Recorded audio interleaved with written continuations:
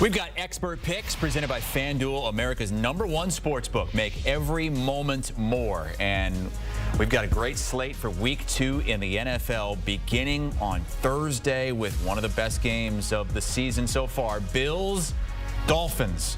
And Josh Allen and the Bills have owned Tua and the Dolphins going back to last year when they erased that 3-game deficit with 5 to play that included a win there against the Dolphins late in the season. We're picking every game against the spread with Pete Prisco and Kyle Long. And Kyle Long is no Brady Quinn. And that's a good thing because he's off to an 11-5 start. Look at that, 11-5-1 for Kyle in Week 1, including his best bet. Pete, still a good week, just not as good as Kyle, 9-7-1, missed his best bet. The producer pick and my pick did not come through. By the way, he has a little Brady in him that he's already bragging. I mean, he ambushed me when I came in today. Bragging? Did you see how good did you see how good my picks were? Is that what I sound like, Pete? No, that's what Brady used to sound like, so we're giving you that.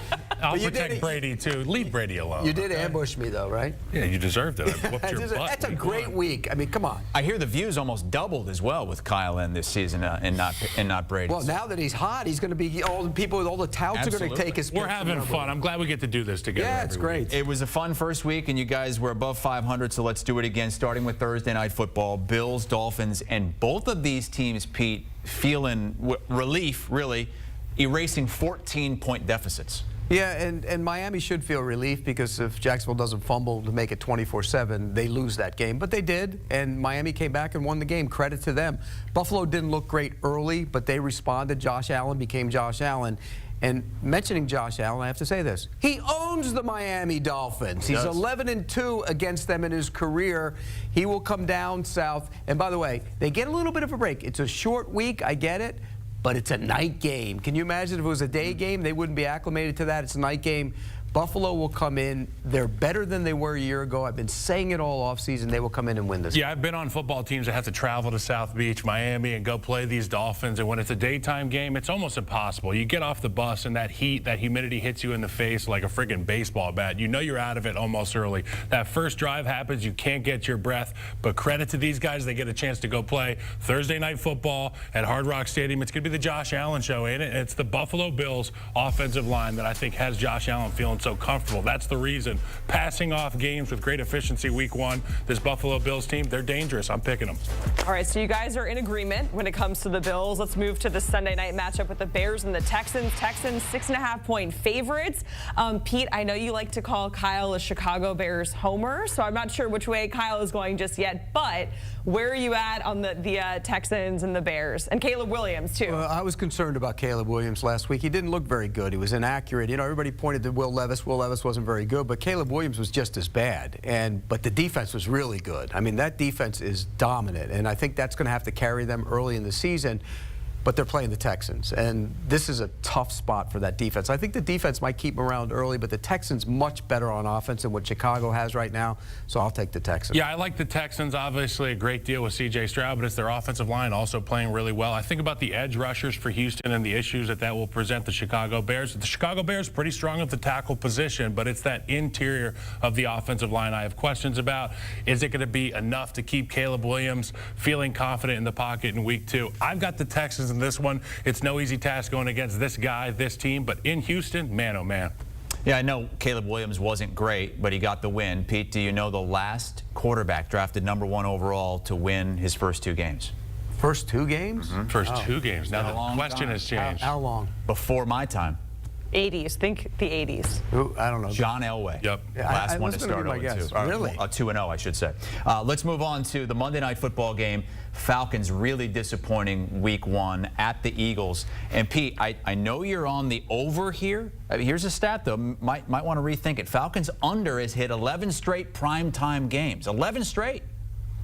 Yeah, but I watched the Eagles defense the other day. They might even make Kirk Cousins look good. It is a primetime game. That concerns me. Yeah, primetime. That concerns me with Kirk Cousins. And it concerned me the way he played last week. He did not look good. He looked tentative. And maybe one game will get that out of him. But if he continues to play that way, they got problems in Atlanta. They paid him a lot of money. And here's the other thing.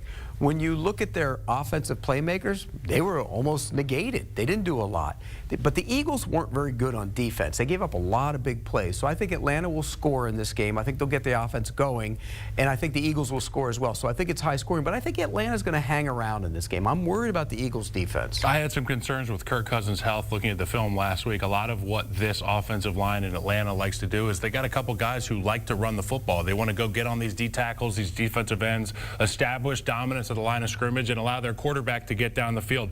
It's exactly what Zach Robinson's offense would look to do when you're looking at the Los Angeles Rams tree that he comes from. But at the end of the day, I think that the real onus will be on the defensive front for this Philadelphia Eagles unit, knowing that, hey, Kirk Cousins isn't very healthy. They're going to have to lean on that run game even more so than they did last week. But I'm still going to pick the Eagles. It's an all-star cast. I love this group. The offensive line looked good. Mekhi Becton going to be even more comfortable week 2. And they had a lot of rest. I mean, think about that. That's a lot of rest. They had to play their game on Friday. They get a little bit more rest. Yeah, you know, Drake London, to your point, got me one single fantasy point there. Well, blame Kirk Cousins. Yeah, well, I am. To your, the word is, I told you this last week, that they went out there, the Steelers, they said, big game, Kirk, big game. And so he ended up doing what he did. All right, well, he's in prime time again. Kyle, Pete, recapping the primetime games with their picks. The fellows are in agreement when it comes to the Bills and the Texans. On different sides of the Falcons and the Eagles, Kyle going with the Eagles, Pete taking Kirk Cousins to cover, not to win necessarily, and the over in that matchup. All right, we got our first taste of Aaron Rodgers coming back in a Jets uniform, but what side are the fellas on when it comes to their Week 2 matchup? That's coming up on the other side against the Titans. Continuing our expert picks presented by FanDuel. How about this, Week 2? A bunch of matchups of 0-1 teams. And the last 0-2 team to win the Super Bowl, got to go all the way back to 2007, the New York Giants. But like Jets are 0-1, Browns, Jags 0-1, Ravens 0-1. And this is the slate on CBS with 5 early games and a couple big late ones, including Bengals and Chiefs. Let's pick them with Pete Prisco and Kyle Long. And let's start with a 1 o'clock game on CBS. The Jets gave up 8 straight scoring drives in that Monday night loss to the 49ers. I know it's all about, yeah, I knew it would be Aaron Rodgers over there behind me, but really, is the biggest concern with the Jets this defense going in to face the Texans, or Titans, I should say? They got a lot to play for. They got to get that taste out of their mouth from just the other night. I mean, they got bullied all over the football field. The line of scrimmage was absolutely in possession of the San Francisco 49ers. And for this Jets team, I couldn't think of a better opponent to go down. You get to go not back home because you get some boo birds at home, as you and I both know. You get to go on the road and beat a team with a pretty good roster in the Tennessee Titans. But look, Aaron Rodgers looked pretty good this past week to me. He looked healthy. Obviously, the mobility issues we've talked about ad nauseum here. But at the end of the day, this defense has to show up, show the world who they are. I'm picking the Jets. You're picking the Jets. Hey, Chris, you know what they're doing, the Jets, right now? You know what this means? What? You know what they're doing? What? Playing back-to-back roadies. Oh! Yeah, you know how I love back-to-back roadies. That's tough to one of do. Pete's Short go-tos. week. That's one of my go-tos. When teams play, you played the league. You know that's tough to do. You got to go travel again. Yeah, that's hard. And so I think it's going to be tough for the Jets to get back up. And they put a lot into that game on Monday night. Now you got to play a team that's really good on defense, by the way. They were physical last week against Caleb Williams. I think they keep him in it. And I'm not quitting Will Levis. I know everybody in the world is. I'm not. I think he's going to come back and respond. That Jets defense was terrible the other night. I thought the scheme was bad. I thought they were bad. They got pushed around. I think the Titans will find a way to win this game. They will beat the Jets. Too much talent on that Jets defense to play like they did last week every week. And also, you're not playing against Kyle Shanahan and the San Francisco 49ers every week. This is the Tennessee Titans. It's not the San Francisco 49ers. They'll be better, but they won't be that much better. I have concerns about their run defense as much as anything. I mean, we saw Quinnen Williams in the first couple drives, and I thought, oh, here we go. This defense is back. And then where was he the rest of the game? Disappeared. Yeah. He was a no-show the rest of the game. Chris, you mentioned a lot of matchups between 0-1 teams. This next one, we have the Browns and the Jags. But it feels like these are 2 different 0-1 teams because Deshaun Watson and the Browns looked absolutely terrible the entire game versus the Cowboys. And the Jags, it just felt like they looked good in the first half, and they were just trying to lose that game against Miami. Pete, what side of this are you on? I'm on Jacksonville. I think they were the better team last week, clearly, and I think they got too conservative in the second half, and it cost too conservative offensively and not conservative enough when they called the stupid fourth down decision to go for it in their own end, up 17-14. Kick the damn ball, moron. No, it's okay to punt, morons. That's the shirt. We're going to start selling them all over. It's okay to punt, morons. It's okay to punt, comma, you idiots. Punctuation is very important. Yeah, I mean, seriously, it's okay to punt, morons. And I mean, this league has gotten out of control with this. Doug Peterson, it's 17-14, punt the ball, you win the game. They didn't. They were going in for a touchdown, and ETN fumbled. They would have gone up 24-7. I watched the Browns game on tape. My gosh, I haven't seen a quarterback that bad in a long time, and there were a lot of bad quarterbacks last week. He's terrible. For the money he's making, he was awful. He didn't look like he was that much into it either. I have big concerns about him and how long he will be their quarterback.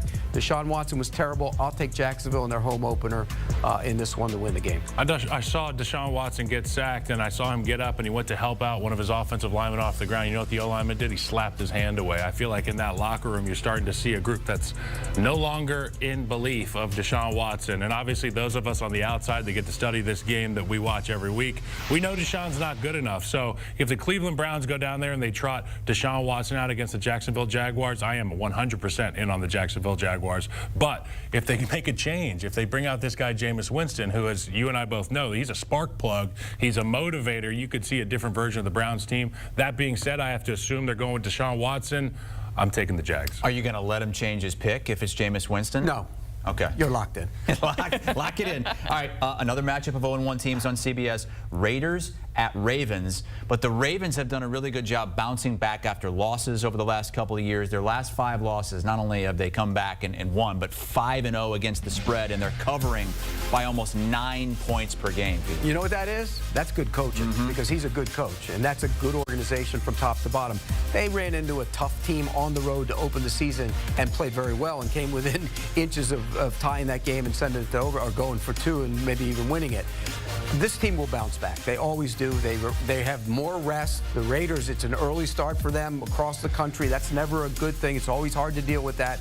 And the Raiders weren't very good on offense last week. And why? Because they don't have a quarterback. Gardner Minshew is not a starting quarterback in the National Football League. I think the Raiders will have all kinds of problems against that defense in this game. I'll take the Ravens and lay the points. Yeah, the Raiders' MO this season is going to be beat people up on defense, keep it close, and hope to have that game in a 2-minute situation where you can go make a play with your quarterback, Gardner Minshew. And I think if you look at the Raiders and what happened to them last week, they kind of ran into a buzzsaw. And the buzzsaw for me is the offensive tackle position for the Los Angeles Chargers. So the Raiders weren't able to get home. I think obviously the matchups bode better for this Raiders defense against the Ravens. Got some issues all over the line for the Baltimore Ravens. But at the end of the day, I am going to go with the Ravens minus 9.5 versus the Raiders because of the guy we showed on the screen earlier, Lamar Jackson. You can't count him out. He looks to be in great shape. This guy is so dangerous.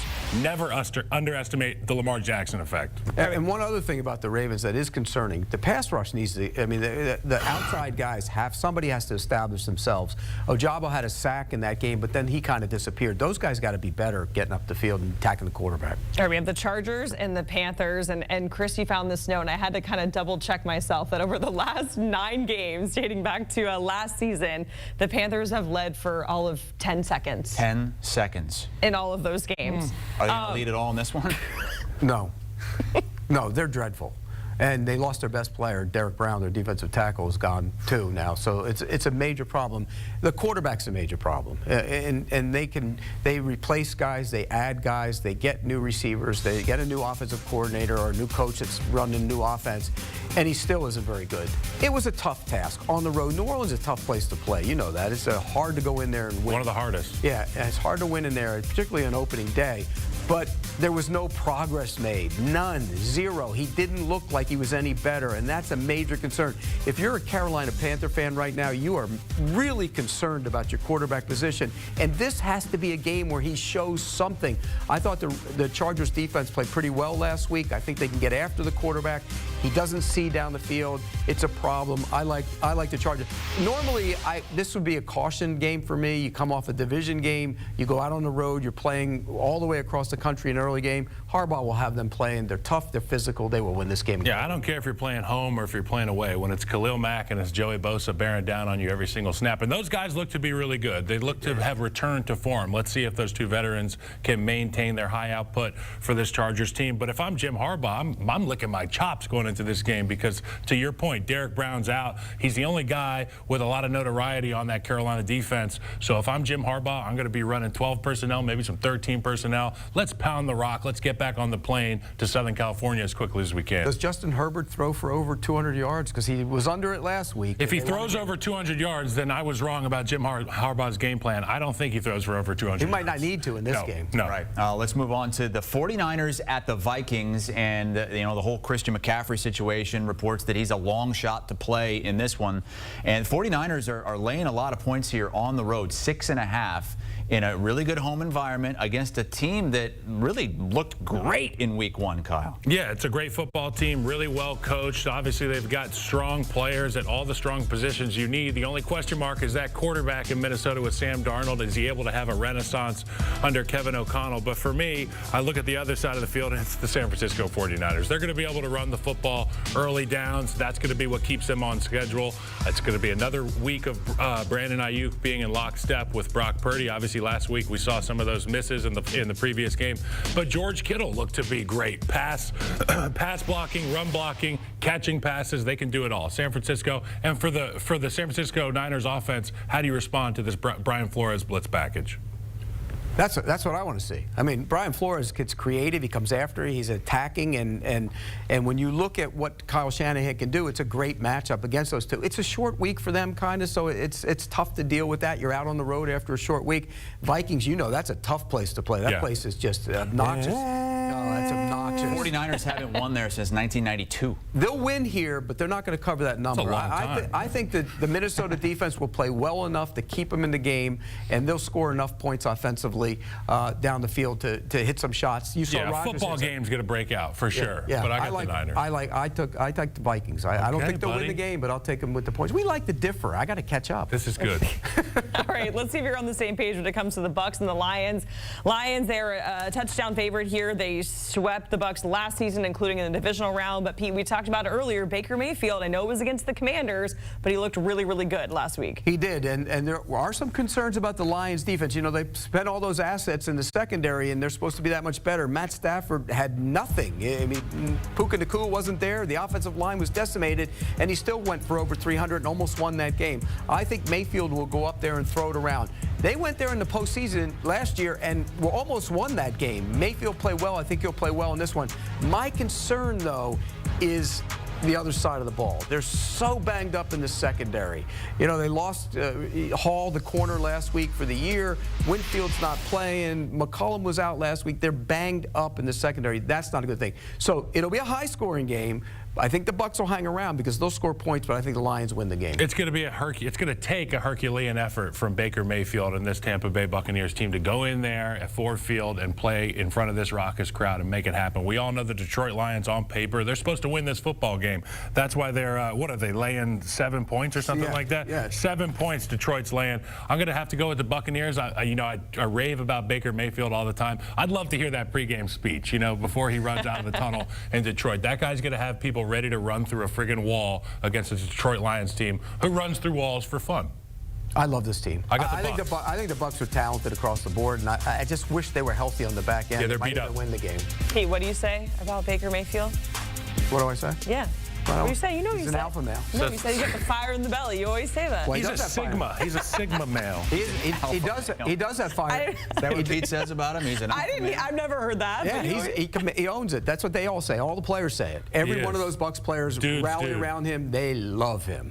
Let's move to the Colts at the Packers, and the Colts are favorites here on the road, -3.5, because Jordan Love is not playing in this game.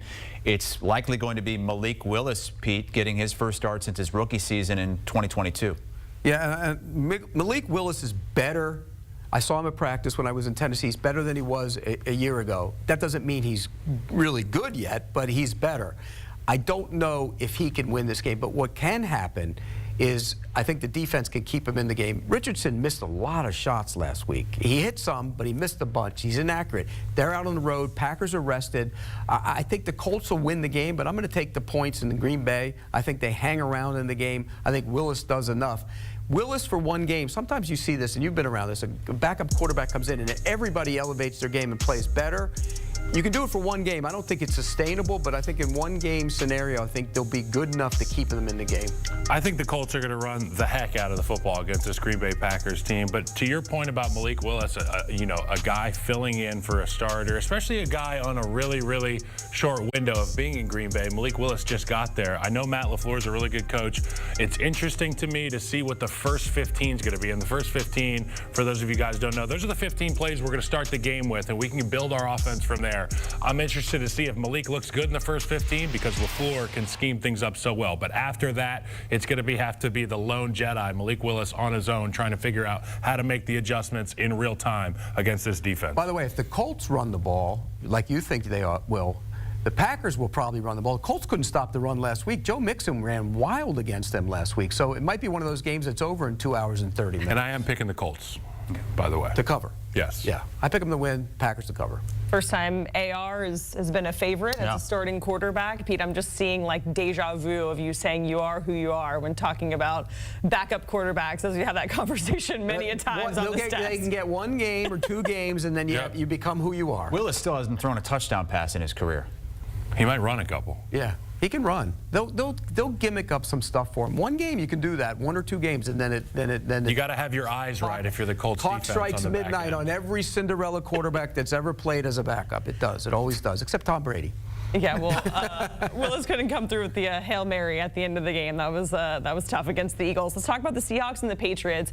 Both of these teams are 1-0. Talking about the Patriots being 1-0 going into week 2 was certainly not on my bingo card, but it's a battle, Pete, between two of the youngest head coaches in the NFL. And I watched the Patriots tape, and I was impressed with what they did on defense. They were physical on defense, and then they ran the ball on offense in the second half against the Bengals, who are supposed to be a Super Bowl type team. That was impressive. The Seattle offensive line, you know this. The offensive line apologist knows this. They're bad right now, really bad. It's not great. And that's going to be a problem against that defense. They show so many different looks. The Patriots' looks were amazing. They had so many looks where they had one guy with his hand on the ground, and the Bengals never adjusted to it. I think it's going to be a problem for Seattle's offensive line.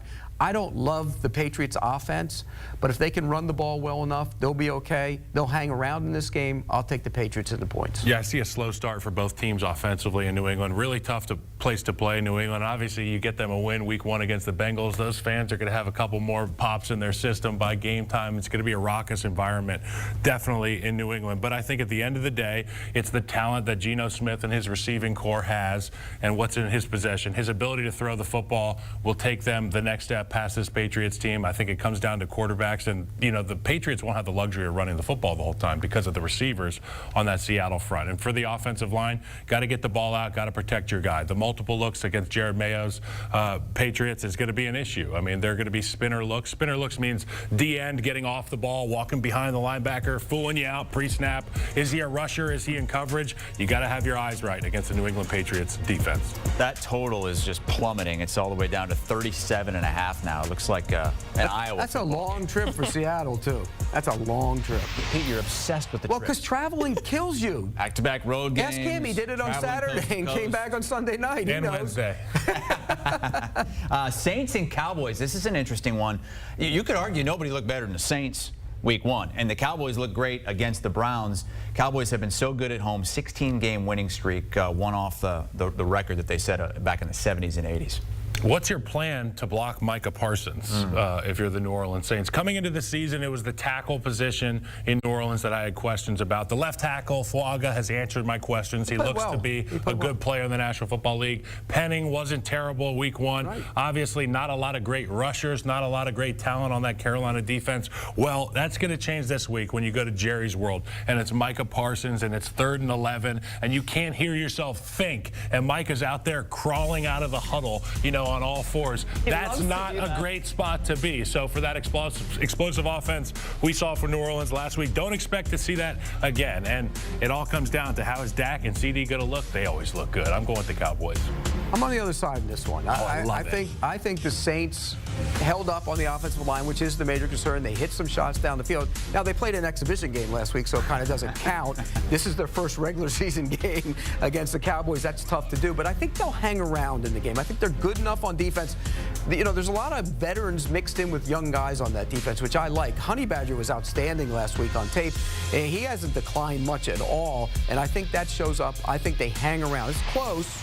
They won't win it, but it'll be close. I can't wait to call you. By the way, Overshawn, the linebacker, the second-year linebacker, tore his knee up last year. He was really good last week for the Cowboys. They have more speed on that defense. All right, we have a divisional matchup with the Giants and the Commanders, and both teams 0-1, but man, Daniel Jones has been dreadful. He has thrown more touchdown passes to the other team since the start of last season, Kyle. That's not good, Jack. That's not good at all. You don't want to do that. We used to put the jersey of the other team in our quarterback's locker and be like, hey, that's the other team. You throw it to our team, okay? I love that. Don't hit me, but this is just facts, okay? And for Daniel Jones, he's going to have to get his facts straight here. He's going to have to try to look more like an NFL quarterback. And I like everybody else, has ridden this guy hard, but it's at the point now where I'm starting to feel bad for Daniel Jones, for Brian Dable, the situation they're in. And the other side of the field, you got Jaden Daniels in this Commanders offense. Jaden Daniels looked to be the most impressive rookie quarterback we saw in week 1. So I look for him to build on that against this football team. I'm going to go Commanders in this. It was kind of a toss-up. I'm going to go Commanders. I'd love to see Daniel Jones play well. I'd love to see Malik Neighbors catch a bunch of balls. But now I'm pivoting. I want to see Jaden Daniels ball out, and the Commanders look good on offense. Yeah, the Commanders looked awful on defense. That's a worry to me. And I know the Giants' offense was bad. The offensive line wasn't good. The Commanders' offensive line wasn't very good. I think this is going to be an ugly game. Something doesn't add up to this line, though. Usually you'd think Commanders would be a 3-point favorite or so at home in this game. They're only 1.5. I'm surprised. I think the Giants will come in and play well. I think Dable will get this team to rebound. I don't believe in Daniel Jones anymore. I used to think he could maybe salvage his career. So far, he's looked so bad this season that I'm starting to wonder if he's going to cost everybody in the building their jobs. But I think they respond and play well here. Here's the other thing. They spent assets and money to go get Brian Burns. No show. Thibodeau, high draft pick, no show. Those guys got to play better. They were playing against the best tackle combination in football last week against the Minnesota Vikings. You love that Vikings tackle. I love Darisaw. Don't get me wrong. They are really freaking good, dude. You overestimate O'Neal. He's good. He's not. 10,000 legs and 2 all-pro tackles. Must be nice. All right, Washington and New York there in the NFC East. If the Giants win this, that'd be 10 straight losses for the Commanders dating back to last season, longest in the league. Pete, what's the name of Kyle's podcast? Pushing the Pile. Get it out, baby. Push one this morning. Oh, my God. Kyle Long and Mike Renner. And Tuesdays, you get to hear old Petey Prisco on Pushing the Pile. I like the way Pete said it better. He loves that name. Coming up, we've got another matchup between Joe Burrow and Patrick Mahomes. Burrow has had the best of Mahomes so far in their young careers, but he has not fared well in weeks 1 and 2. Continuing our expert picks presented by FanDuel with the late afternoon slate and a couple of games on CBS. Here it is. Including Chiefs at home against the Bengals. And we also have the couple of maybe surprising teams, Steelers anyway, 1-0, taking on Bo Nix and the Broncos. All right, let's start with the marquee game there in Kansas City. Joe Burrow is 3-1 against Patrick Mahomes in his career. But Pete, I mean, do you have any inkling to take the Bengals here after what you saw from them in week 1? No. And normally I would sit here and say I'm going to take the Bengals and the points in this game, but I can't do it after watching that. It was bad. It wasn't just offensively. It was bad on defense at times too. I mean, they got pushed around in the run game, and that's a concern for me. I think this is a tough spot for Joe Burrow. Chase didn't look right last week, missing time, and he was also sick. No Higgins. That's a problem. Doesn't look like he's probably not going to go this week. So I do think this is a team that's depleted in what they normally do. And Joe Burrow hasn't played well. They haven't won games in the first 2 weeks of the season. I don't think they're going to win this game. The Chiefs are well rested, by the way. They'll They'll have a lot of rest. I think the Chiefs will find a way to win this game and cover the number. What'd you ask him? This guy, Joe Burrow, he's 3-1 versus Patrick Mahomes, right? Head-to-head, yeah. Who do you think knows that more than anybody Patrick in Mahomes. the world right now? Okay, and you get my point. You get where I'm going with this. Hell hath no fury like a Mahomes scorned, okay? And this guy, Patrick, is an absolute monster day in, day out. But when you add some fuel to that fire, I've seen the extra focus. He pays attention in blitz meetings and all the stuff. The guy is going to be so locked in against this Bengals team. He understands he can go out and try to embarrass this Bengals team. I'm going Chiefs all day, baby. And it's at Arrowhead. Come on.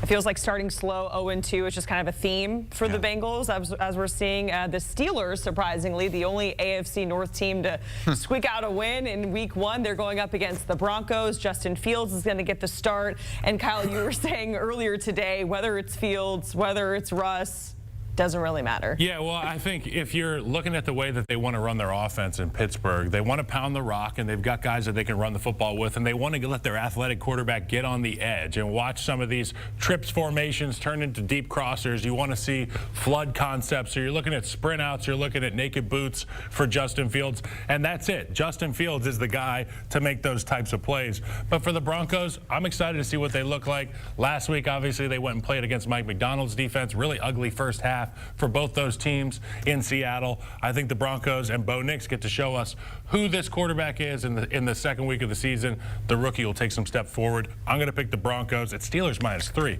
Definitely taking the Broncos. Yeah, I'm taking the Broncos as well. Back-to-back road games for the Steelers, and again at elevation. And we at elevation, and we don't know what the quarterback will look like now that there's a little book on him again. I mean, book in this offense. You know, when guys come in and they aren't supposed to play, and you throw them in there, the defensive coordinators kind of get caught off guard. The players get caught off guard. Well, now we have the situation where he played. You know what he can do, and they know what he's going to do. So they're prepared for him a little bit better than they were a week ago. You're right. Denver was bad. Bo Nix couldn't throw the ball down the field and hit anything. I mean, he threw a ton of passes and couldn't get any yards. It was just a tough sledding for them against that defense.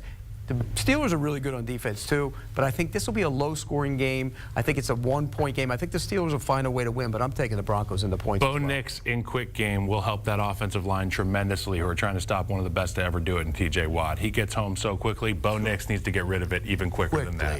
Watt, man, he's almost single-handedly just dominated that game last week. Only one game at 4:05, and that's Rams at Cards. Both teams 0-1. Rams losing a heartbreaker in overtime. You know, the last time the Rams started 0-2, they were in St. Louis. It was back in 2011. I was watching. My older brother was there. It was a rough time to be a Rams fan. It was a rough year. That's why they moved.